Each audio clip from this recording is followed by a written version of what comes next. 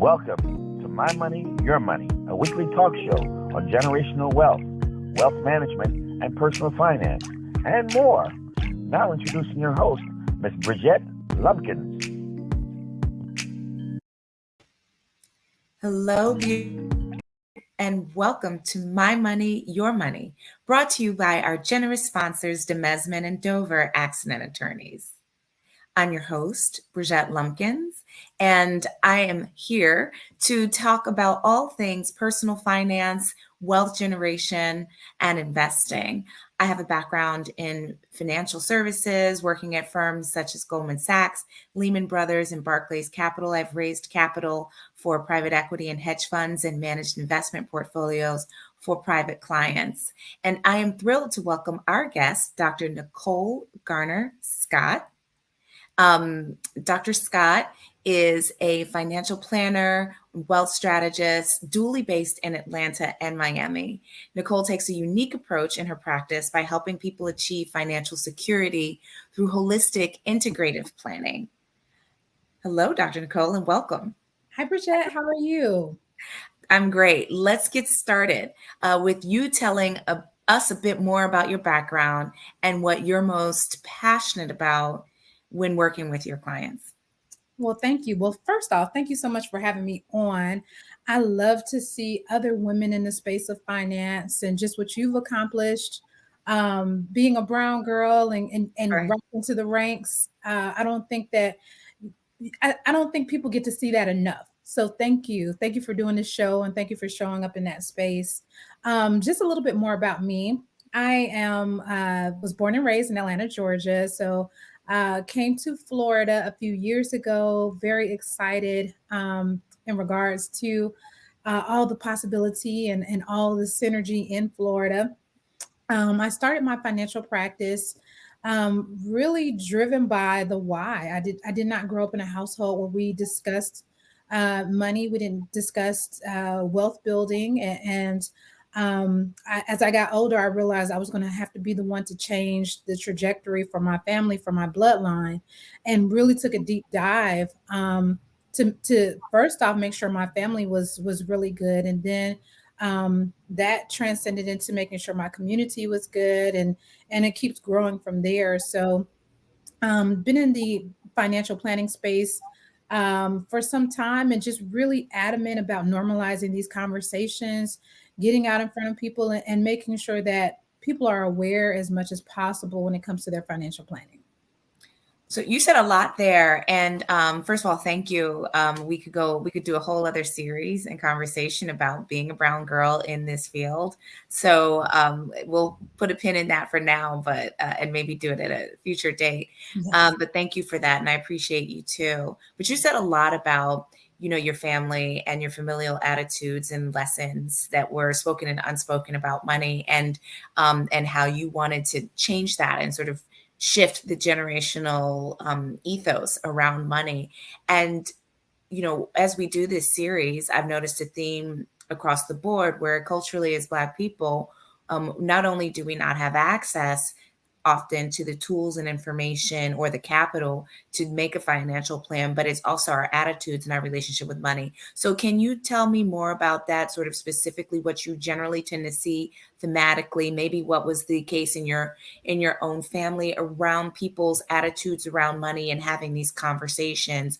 Why aren't they being had in a way that sets us up for success and the greater accumulation of intergenerational wealth?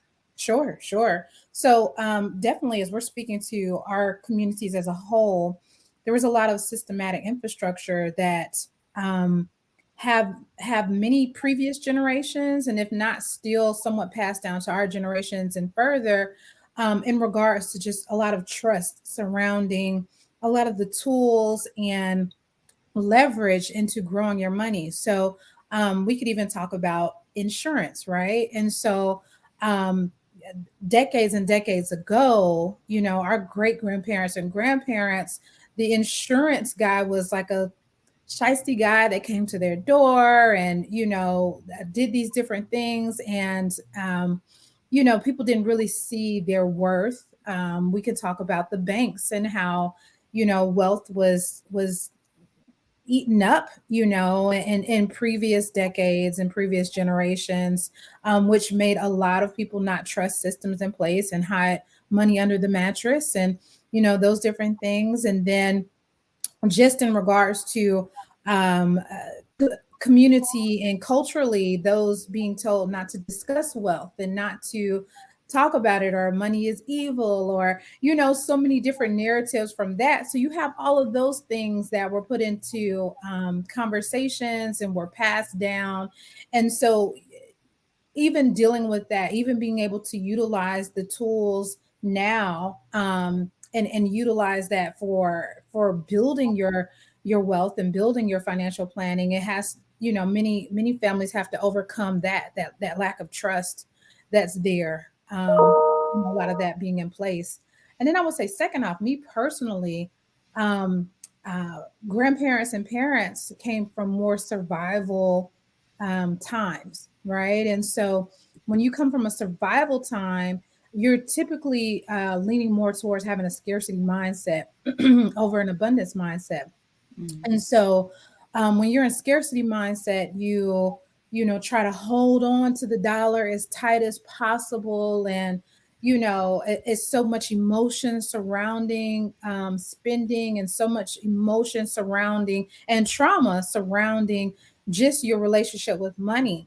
And so even as I got older, when I went off to college, I started to realize, my dad was very proud about being very frugal. I started to realize that you can be so frugal that it's costing you the quality of life. Right. Penny wise, pound foolish. What'd you say? Penny wise and pound foolish. Yes, The correct. expression, I mean, and not only quality of life, but also your efficiency, right? What's the highest and best use of your time? Is it worth at different levels? Is it better for you just to outsource certain things and pay for that because you get more value out of, you can spend more time making money, right? So this is like, do you hire a personal assistant to get things done because you're paying a lot of fees because things aren't getting done or whatever? So I get that. I get that. And I do think it's also generational, right? When I think of my own family, people who grew up in the Depression or in a time where there was a lot of scarcity tend to not, be very conscious of waste and don't sort of get that concept of, but I'm investing this money in a future outcome. Correct.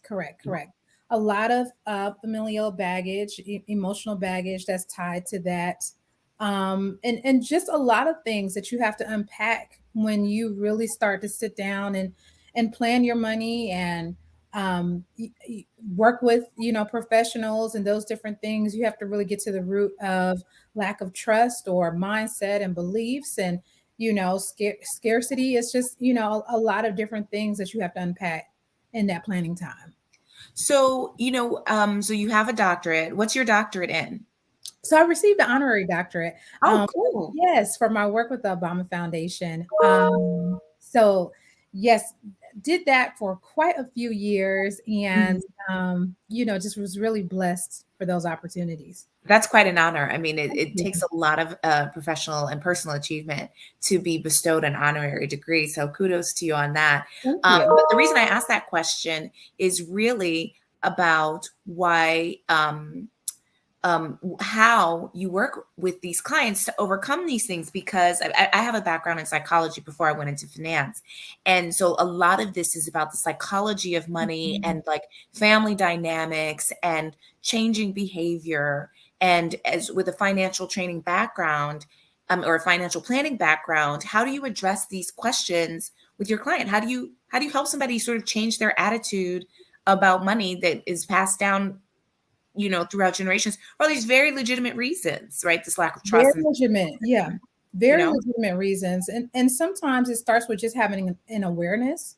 You can work with the best money team possible. You can have, the best estate planning attorney, the best advisor, the best CPA. All these different people can be working on your behalf. But if you're not healed in some of those areas, you're going to subconsciously undo a lot of the work that's being presented to you and a lot of the strategy that's being presented to you. So first off, starting with awareness, figuring out what your financial triggers are, what your financial trauma is. I have quite a few clients that grew up in households where maybe one parent was there, and the way that that parent showed love was to send them things, send them gifts, and those all those different expenses, but was never there with time, and that's how they equate love um, to expenditures, and love to purchasing things and purchasing power, and they don't equate it to time. So, having that level of awareness, even some of the very high earning women that I work with, a lot of times it boils down to like self sabotage in regards to how they value themselves in worth. Many times when they're getting ready to hit this money mark in their mind, something that they were, working and strategizing their career towards, whether that be six figures, seven figures, or more. When they get close to it, then they start not performing in excellence, and they start not showing up, and those different things. And we have to get to that route of why is that happening? And it's because they're self-sabotaging, scared to get to that next level, because of the different thought processes they have when it leads up to that. And then too, when I help a lot of my clients with their defense strategy, just really making sure that they have their financial defense in place. And that is making sure, your insurances are in place, disability, a lot of those different things. And many times, we'll have to unpack what their family's belief system is, right? Like if you don't understand how the tools can be used, then it could appear to be, oh, that's a waste of money, or oh, you can be doing this, or you don't need that. But you have to recognize that who's giving you that advice in your family, um, they might just know what they know, right? Like they might Right. just know a small piece of the picture. And so when you get those individuals around you who can tell you things from like an optimized position, from like a bird's eye view, knowing that. And then last, I just want to add, building up your own, I call it confidence, but building your own money confidence, taking the time.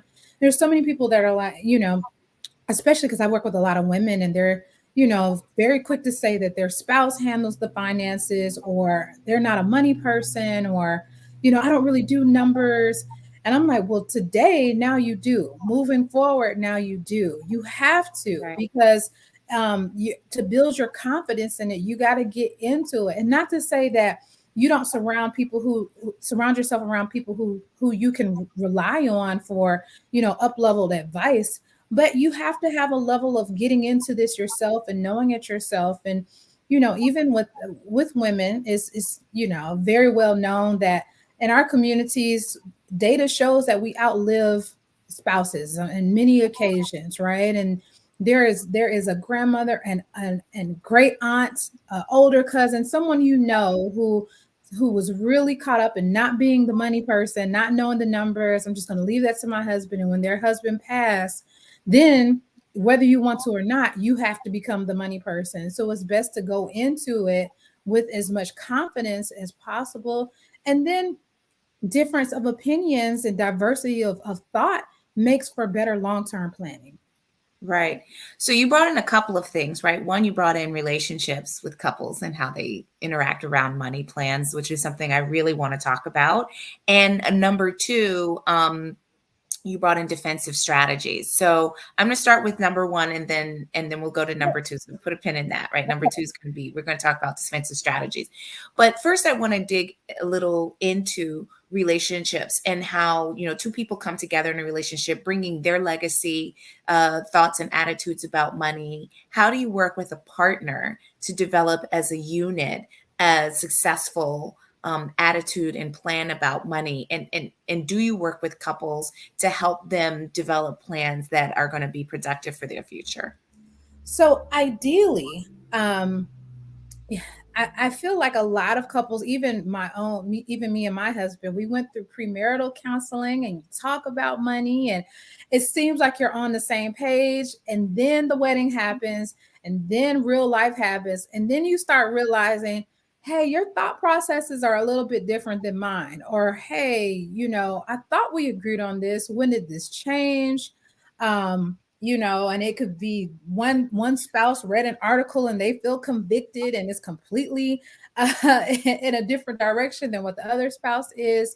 So many times, when I'm meeting with couples, I kind of play as that non-biased third party so that they can both really voice their opinions and their thought processes and their goals and their dreams and their concerns and their fears, in a very, first off, very focused environment, right? Because when you and your spouse are having these talks at home, the kids are probably running around. Somebody's trying to cook, somebody's trying to do something else. You're not giving it the attention it needs. So we're commanding that attention by the time we sit down together. And two, it's just a safe space where everyone can say their thoughts without the other person jumping in, cutting them off. Oh, I thought this, or, any of those things. So, being able to start that dialogue and bringing awareness to that. And then also too, many times I really talk about some of those, I call them courageous conversations. Are you familiar with Brene Brown? Yeah. Yeah. So she's one of my favorites. She has a book called Courageous Conversations. And many times, those are the harder conversations. And so I'll tell people it's hard to have a courageous conversation with your spouse or your parent or your child when you haven't had that courageous conversation with yourself, right? When you're wanting to sit down and you're wanting this person to be so open and honest and all of this, but you have not had that conversation with yourself. So even before we get into all the, collaborative, making sure that you understand, what do you stand for? What do you want your legacy to look like?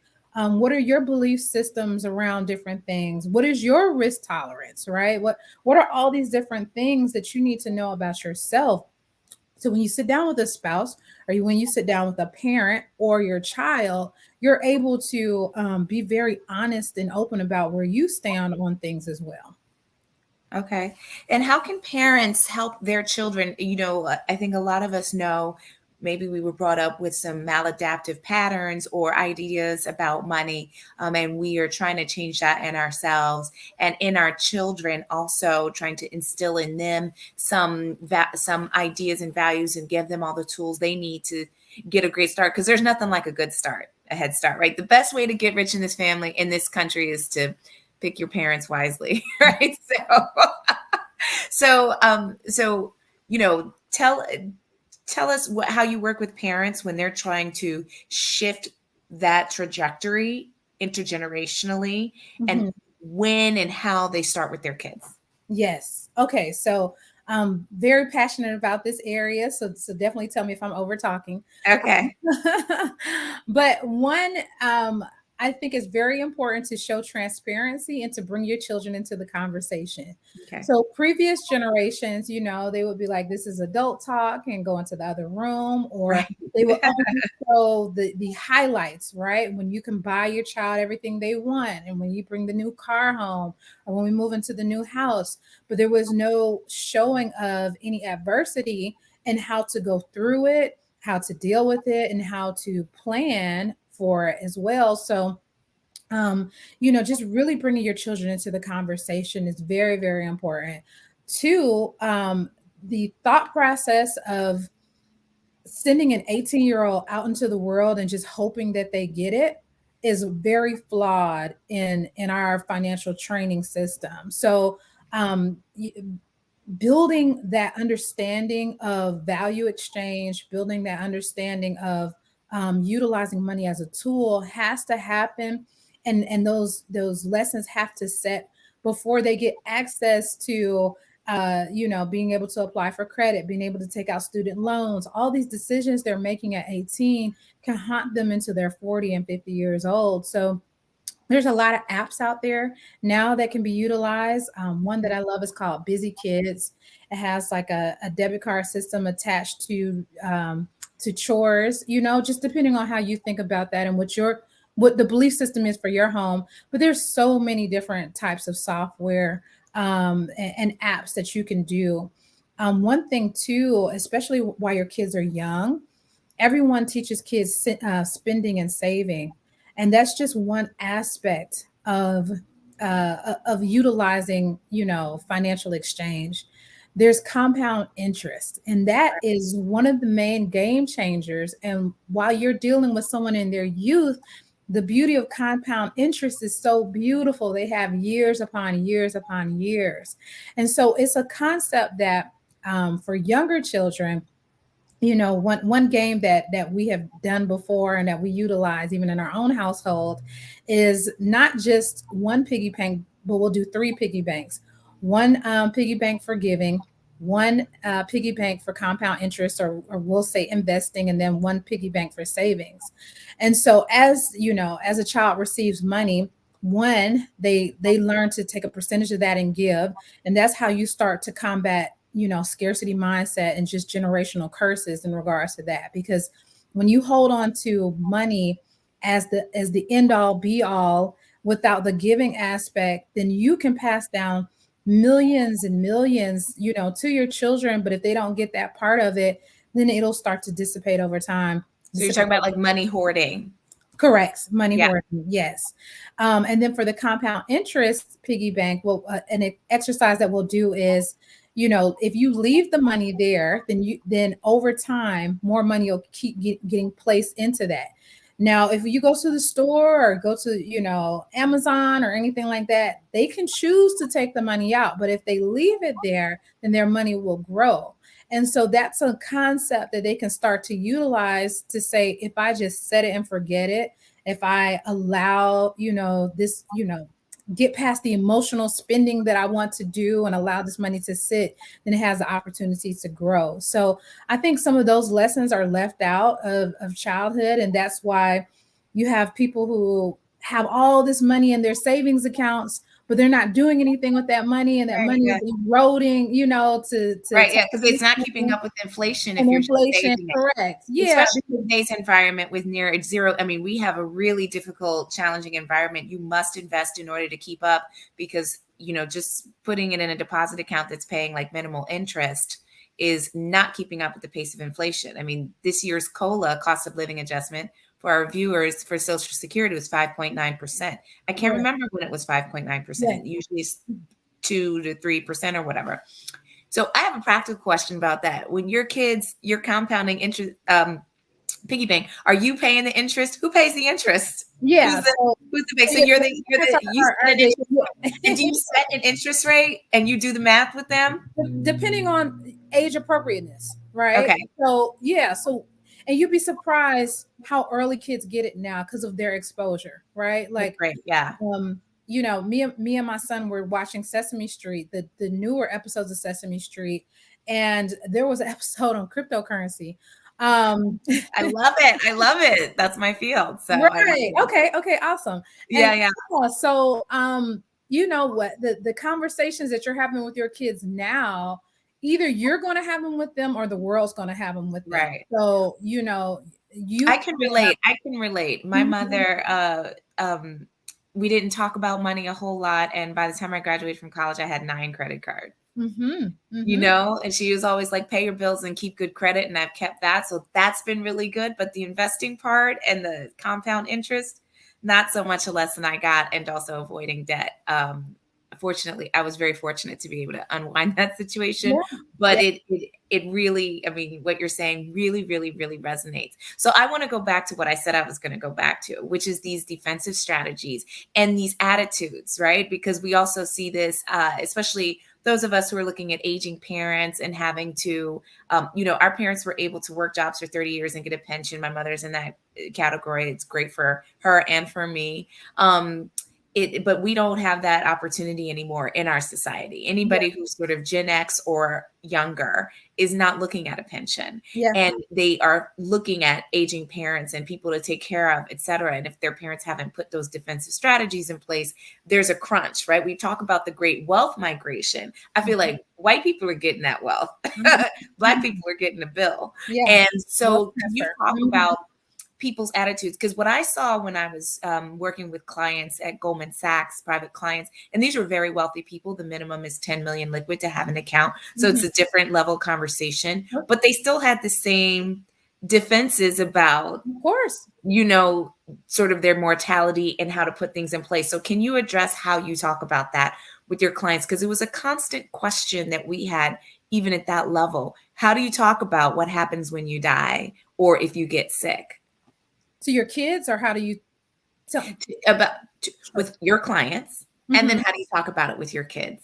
Yeah. So the way I like to introduce that conversation, just depending upon where I see resistance, is how aggressive you need to be in regards to what you want the second half of your life to look like. So while you're younger, it's beautiful to get a lot of things in place in regards to making sure you arrive well positioned.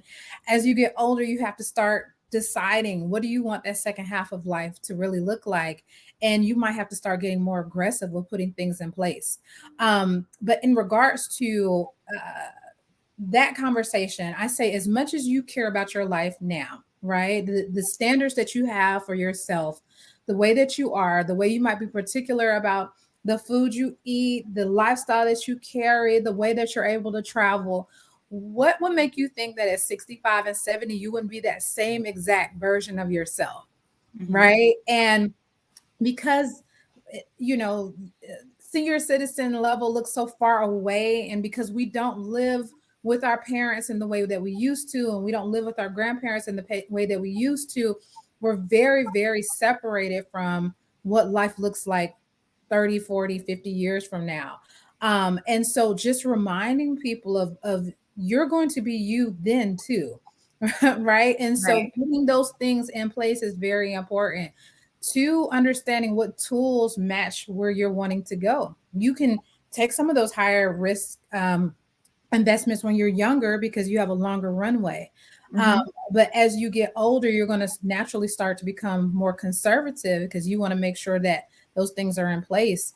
And then also too, just really understanding, what does retirement look like for you? It's different generationally. Prior generations, it was work yourself as hard as you can, and then be able to relax in your older years. But we pretty much know about Social Security, right? That's probably not going to be around for our generation and past that. And then we're very aware that taxes are going to increase, and other things are in place. So what are you doing to kind of safeguard yourself, no matter what the financial environment is, to make sure your second half of life is as enjoyable as your first half of life? The only thing that I would add to that for children is you might have to be your own lifeline, right? There's generations prior to where families operated more as a unit. Children were like the pension plan for me, for many people, Right. those different types of things. But you might have to be your own lifeline. And also, people are living longer, so you want to make sure that you have things in place where you don't outlive your money. You want to make sure you have things in place that you can take care of your parents in a way that it doesn't drown you. Just understanding and having those real conversations is very important. So as your children get older, just really helping them to think very well rounded. Okay. So when you get a client, where do you start with this conversation, right? You have someone who comes in, let's say they have a middle class income and have just kind of the standard, like not a lot of money saved, not really savvy with the investments, an aging parent who doesn't have insurance. How do you help that person unwind it? Because I think that, I do agree with the idea that you can't have a perpetual scarcity mindset, but there is scarcity, right? Sometimes there's just not enough money. How do you work with people to address those concerns? Well, starting off, putting it all into perspective, right? So there's many people who operate in fear, and sometimes when you write it all out and you visually look at everything, it's not as scary as you thought it was, right? So you start with like a writing exercise and you want to Correct. get everything on paper. So Yeah. that's step one of Correct. your process. Yeah, Okay. it's you'll be surprised how many people have, old 401ks that they completely have forgotten about sitting over here. They have random insurance policies and they don't even know what they do sitting over here. They have 4 and 5 bank accounts for some reason. With random money, they've been doing things. They have a Robinhood account and have been trading and forgot to check that. Sometimes it's bringing it all together, and really having a good assessment of what's coming in, what's available to you, what's going back out. And even if it's not in the best predicament, at least you can stare it in the eye and figure out, okay, this is what I want to do. And a certain level of confidence comes with that. For some people, you have to make more income, right? Once you look at the numbers and you look at where you want to be, then you have to say, okay, I need to make more income and I need to create a strategy surrounding that. For other people, it's like this debt has dragged on long enough. What is the approach? How are you going to come up with a strategy surrounding that?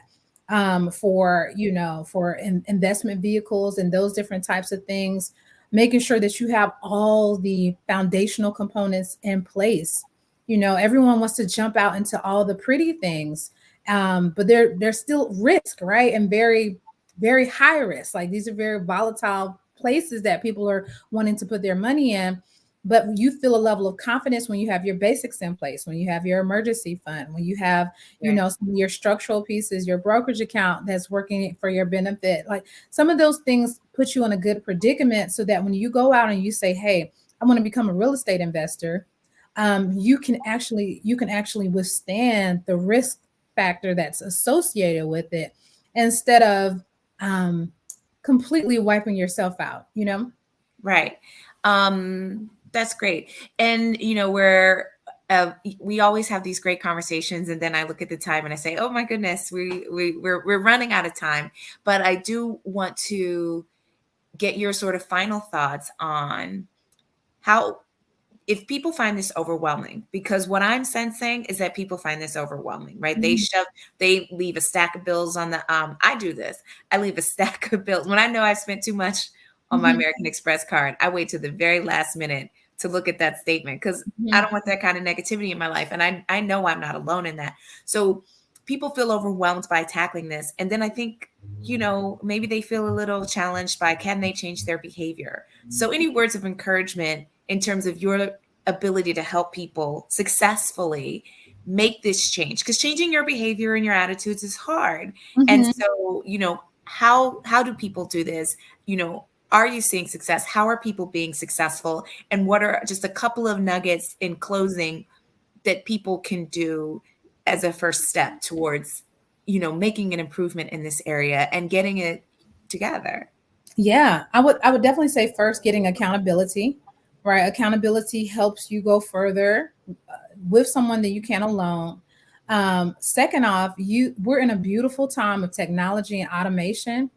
To be honest, most people can't do it on discipline alone, right? When it comes to your fitness plan, when it comes to your self-care, when it comes to all these other things, it's really never discipline alone. And so it's going to be the same with your money. So as much of it that you can, trust in the hands of others, automation, using technology. There's apps now that'll take any amount of money that you spend, round it up and place it into your savings. The next thing you know, at the end of the year, you have a whole 10,000, for a trip, or for something, a house down payment, or something that you didn't even see yourself getting towards. So using automation, using technology, know thyself is what I always say. If you have triggers, if you emotionally spend, then sometimes you have to hide the money from yourself. Right. Like sometimes you have to put it into accounts that don't have an easily accessible debit card. Sometimes you're putting that money away into channels and into tools that will work for your better benefit, and you just don't even see the money. You don't even touch the money. So I don't want you to be hard on yourself and feel like, if I was just more disciplined. It's deeper than that. And Yeah. so use what surrounds you to be able to help you get to that, to what your goals are. Well, that's so helpful. I know I'm going to internalize some of that advice myself. I'm sure we all could get something from all that you shared. Thank you so much, Dr. Scott. And tell us where we can find you. Yes. So website, it's right below. It's The Money Plan Inc. So themoneyplaninc.com. And you can schedule a one-on-one appointment with me, and we can kind of start to really talk about your goals and what you're wanting to do with your financial planning. You can follow me on social at Dr. Garner Scott and at The Money Plan Inc. And yeah, I'm just very passionate about this. So feel free to reach out. Just let me know, and don't be intimidated. Great. That's a great message. Thank you so much for joining us. Please watch our other MIA Media Group shows on Mondays, The Business of Black Business at 1 p.m. with Jay Reynolds. Tuesday with me, My Money, Your Money at 7 p.m. Wednesday, Soul at 7 with Nikki Gellin. Thursdays at noon with Anne Marie Sorrell. And that's Lunch with Legacy Leaders, and The Flavor of South Florida with the legendary Chef Irie on Thursdays at 7 p.m. And meet us back here next Tuesday at 7 p.m. to close the wealth gap and build for our collective future.